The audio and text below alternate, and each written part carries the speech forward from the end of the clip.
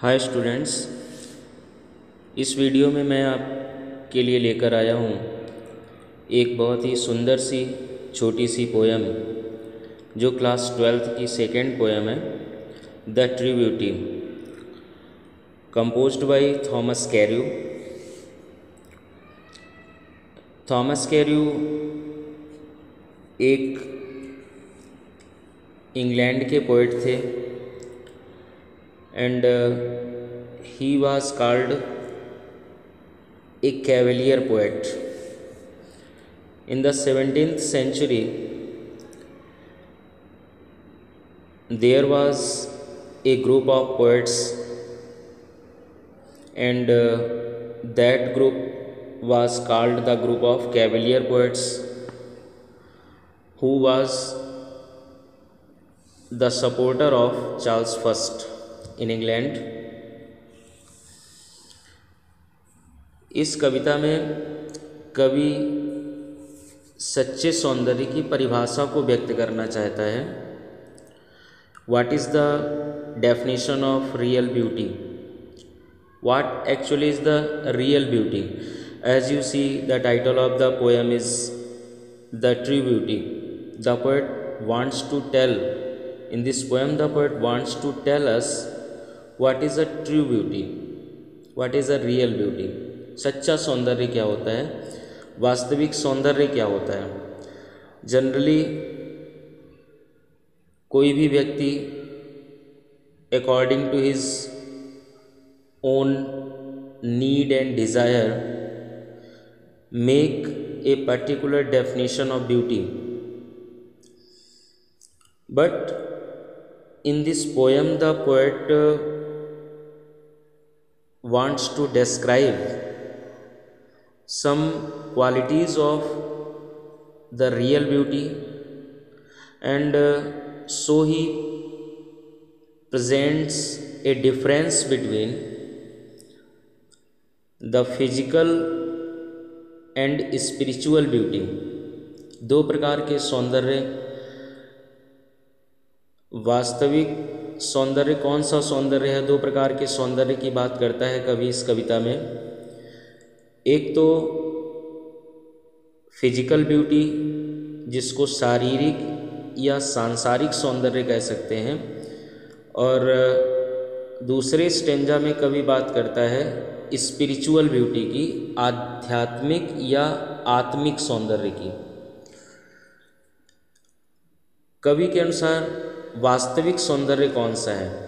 Is it the physical beauty और the spiritual beauty? Which is the real beauty? वास्तविक सौंदर्य कौन सा है? There are two stanzas in the poem, and in the first stanza of the poem the poet describes the physical beauty and the drawbacks of physical beauty. सांसारिक सौंदर्य या भौतिक सौंदर्य या शारीरिक सौंदर्य के ड्रॉबैक्स क्या क्या हैं, उसकी कमियां क्या हैं. Why can the physical beauty not be called the real beauty, the true beauty according to the poet? शारीरिक सौंदर्य को कवि के अनुसार वास्तविक सौंदर्य क्यों नहीं कहा जा सकता है? ऐसी उसमें कौन सी कमियां हैं, इस बारे में फर्स्ट स्टेंजा में पढ़ेंगे हम लोग. देखते हैं, फर्स्ट स्टेंजा देखते हैं. ही दैट लव्स अ रोजी चीक or coral lip admires, or from star-like eyes doth seek fuel to maintain his fires. As old time makes these decay, so his flames must waste away. In the first line of the poem, the poet says, "He that loves a rosy cheek." You must pay attention to the figure of speech of the first line. पहली line में figure of speech rosy cheek लिखा हुआ है. Rosy cheek is the example of metaphor figure of speech. Metaphor figure of speech का example है. हिंदी अर्थ पहले इसका देखते हैं कि वह व्यक्ति जो लफ्ज़ माने पसंद करता है. ए रोजी चीक मीन्स चीक्स लाइक ए रोज़, गुलाब जैसे या गुलाबी गालों को, गुलाब जैसे सुंदर गालों को पसंद करता है. अथवा coral lip admires, he admires a coral lip. Coral lip also is the example of metaphor figure of speech, ये भी मेटाफर फिगर ऑफ स्पीच का ही उदाहरण है। और ही एडमायर्स ए कोरल लिप, ऐसा व्यक्ति, the person who likes and loves the physical beauty, ऐसा व्यक्ति जो शारीरिक या सांसारिक सौंदर्य या भौतिक सौंदर्य को पसंद करता है। व्हाट डज ही डू, वो क्या करता है? He loves the beautiful cheeks like a rose, गुलाब जैसे सुंदर गालों को वो पसंद करता है।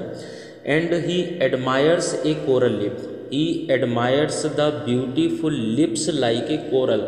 Admire means what? प्रेजेस, प्रशंसा करता है। वह मोती जैसे, कोरल मीन्स मोती, मोती जैसे सुंदर होठों की प्रशंसा करता है। Because it is his nature, ये उसका स्वभाव होता है। He is not able to understand the drawback of the physical beauty, क्योंकि उसे शारीरिक सौंदर्य की ड्रॉबैक या उसकी कमजोरी उसे पता नहीं होती है। This is why such is his nature. And in the third line, तीसरी लाइन में लिखा हुआ है, और from star like eyes doth seek, और from star like eyes, star like eyes, this is the example of simile figure of speech, ये simile का उदाहरण है, उपमा अलंकार का उदाहरण है। सीक मीन्स होता है तलाश करना, ट्राई टू फाइंड, पाने की कोशिश करता है।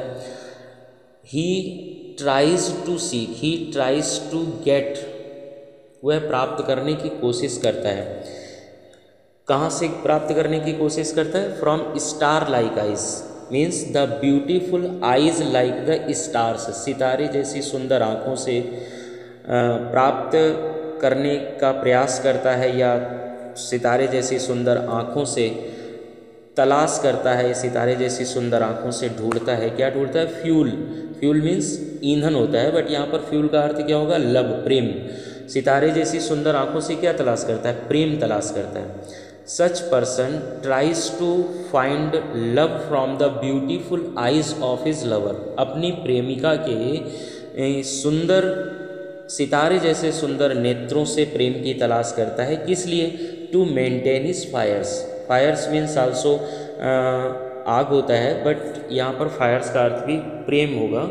टू मेंटेन हिज फायर्स, अपने प्रेम को मेंटेन करने के लिए, अपने प्रेम को बढ़ाने के लिए। टू ग्रो हिज लव, अपने प्रेम को बनाए रखने के लिए, अपने प्रेम को बढ़ाने के लिए वह अपनी प्रेमिका के सितारे जैसी सुंदर आँखों से, नेत्रों से प्रेम की तलाश करता है। 4 लाइन्स में क्या देखा हुआ है कि there are some people around us in the society who do not know the definition of real beauty, उनको वास्तविक सौंदर्य की परिभाषा नहीं पता होती है। Generally they like the physical beauty, शारीरिक सौंदर्य को अक्सर ऐसे लोग पसंद करते हैं।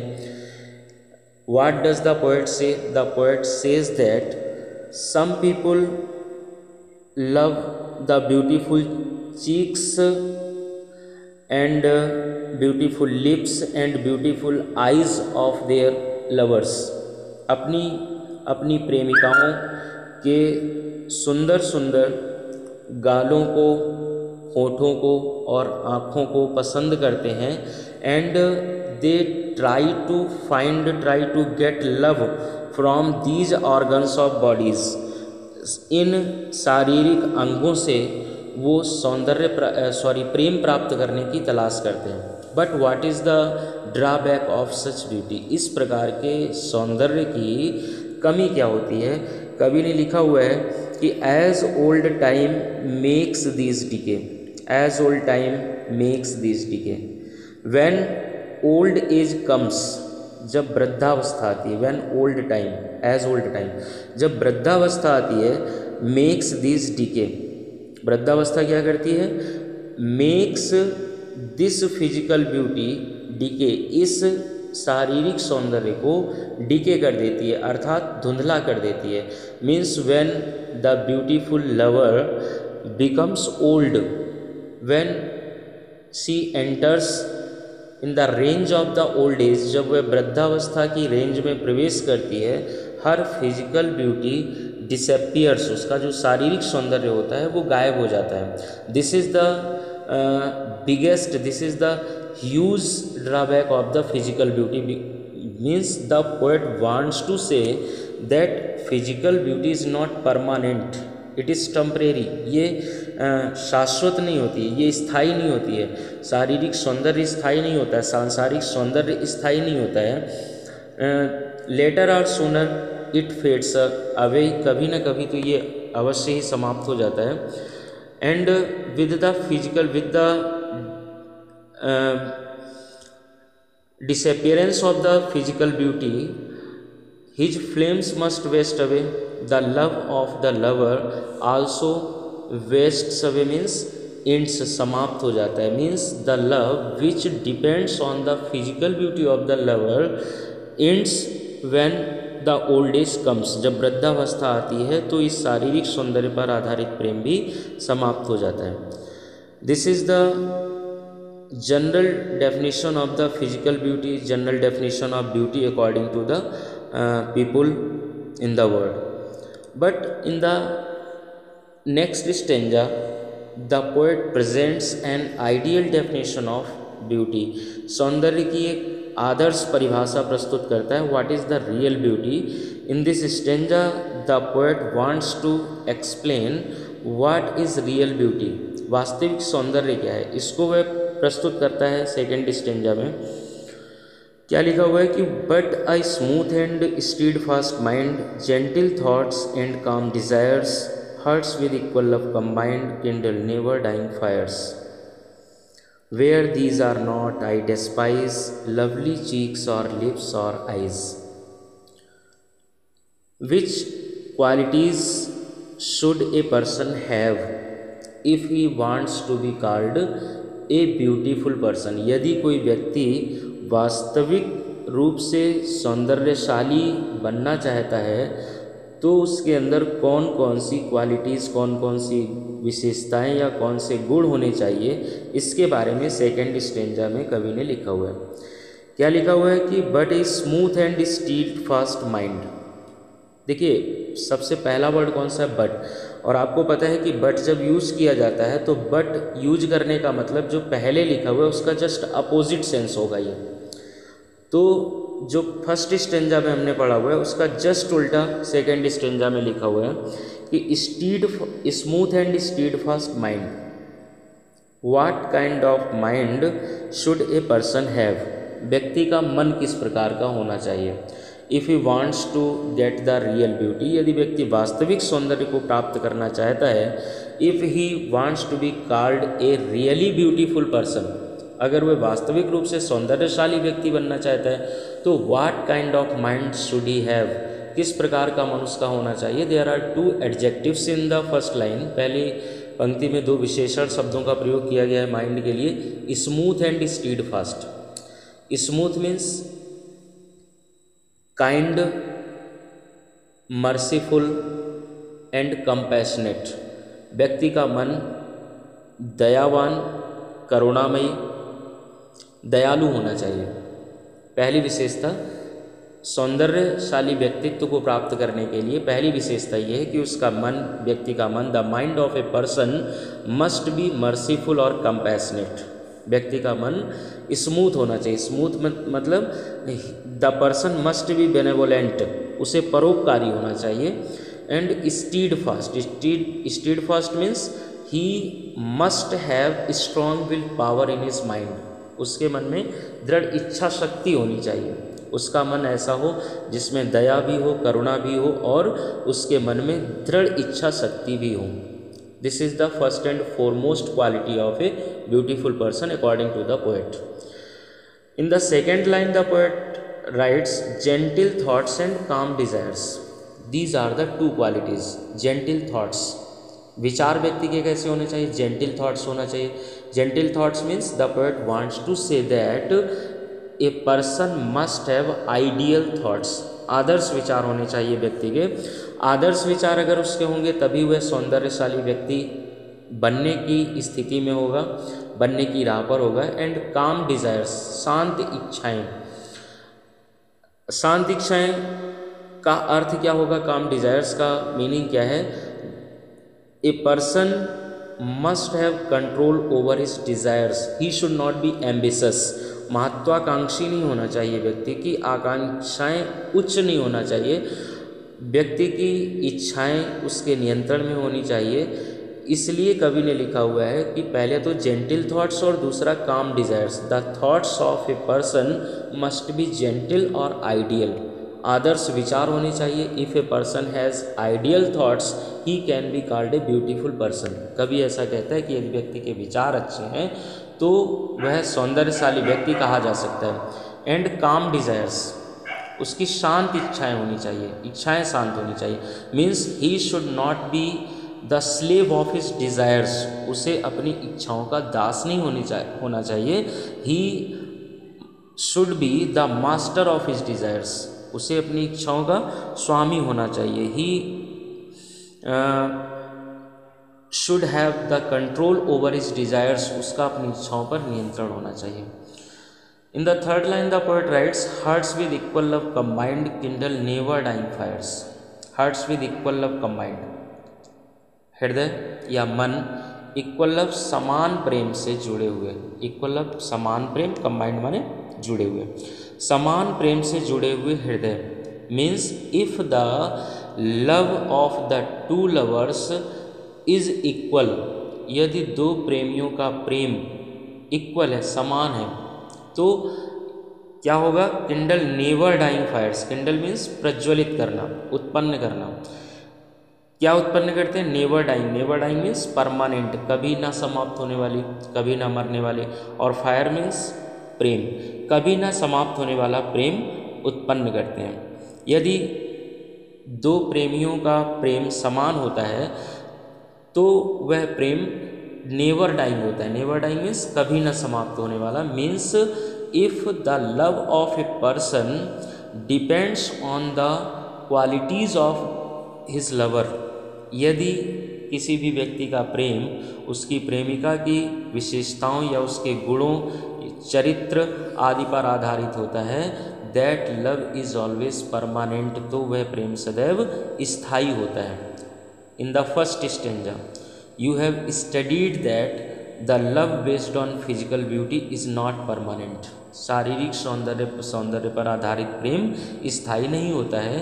But the poet in the second stanza the poet says that if our love is based on the qualities of a person, यदि हमारा प्रेम व्यक्ति के गुणों पर आधारित है, यदि हम व्यक्ति के गुणों को देख करके उससे प्रेम करते हैं, our love is always permanent. In this situation our love never ends, हमारा प्रेम कभी समाप्त नहीं होता है। किन गुणों पर आधारित हमारा प्रेम होना चाहिए? उसके लिए पहली, दूसरी और तीसरी लाइन में लिखा हुआ था कि smooth and steadfast mind, ये पहली विशेषता है, व्यक्ति की विशेषता है। व्यक्ति का मन कैसा होना चाहिए? स्मूथ एंड स्टीड फास्ट होना चाहिए। व्यक्ति के थॉट्स कैसे? जेंटिल और आइडियल थॉट्स होने चाहिए। व्यक्ति की इच्छाएं शांत होनी चाहिए, व्यक्ति को महत्वाकांक्षी नहीं होना चाहिए। और उसका जो हृदय है अपने प्रेमी के प्रति, दो प्रेमियों का हृदय समान प्रेम से जुड़ा होना चाहिए। ऐसी स्थिति में उनका प्रेम सदैव स्थायी होता है। And finally in the last two lines of this stanza the poet presents his personal outlook, his personal thought about the beauty, about the real beauty. अंतिम दो पंक्तियों में कवि अपने खुद के विचार को प्रस्तुत करता है, लिखता है where these are not, where these are not, जहाँ पर ये नहीं है। कौन नहीं है? Where the person has not these qualities. कौन सी qualities? Which have been described in the first three lines of the stanza. पहली तीन पंक्तियों में जिन गुणों के बारे में कवि ने लिखा हुआ है उनके बारे में कवि कहता है where these are not the person who have not these qualities, वह व्यक्ति जिसके अंदर ये गुण नहीं है। आई डेस्पाइज, डेस्पाइज मीन्स नफरत करना, डिसलाइक। कवि कहता है कि मैं नफरत करता हूँ, मैं पसंद नहीं करता हूँ। क्या नहीं पसंद करता हूँ? लवली चीक्स और लिप्स और आइज़, उसके ना तो सुंदर गालों को, ना सुंदर होठों को, और ना ही मैं उसकी सुंदर आँखों को पसंद करता हूँ। Means according to the poet physical beauty has no value. कवि के अनुसार शारीरिक सौंदर्य का कोई मूल्य नहीं है। कवि कहता है कि if a person has not ideal qualities of character in him, यदि व्यक्ति के अंदर उसको चरित्रवान बनाने की विशेषताएं यदि उसके अंदर नहीं है, उसके अंदर गुण नहीं है, तो his physical beauty is nothing, तो उसका जो शारीरिक सौंदर्य है वह कुछ भी नहीं होता है, नगण्य होता है।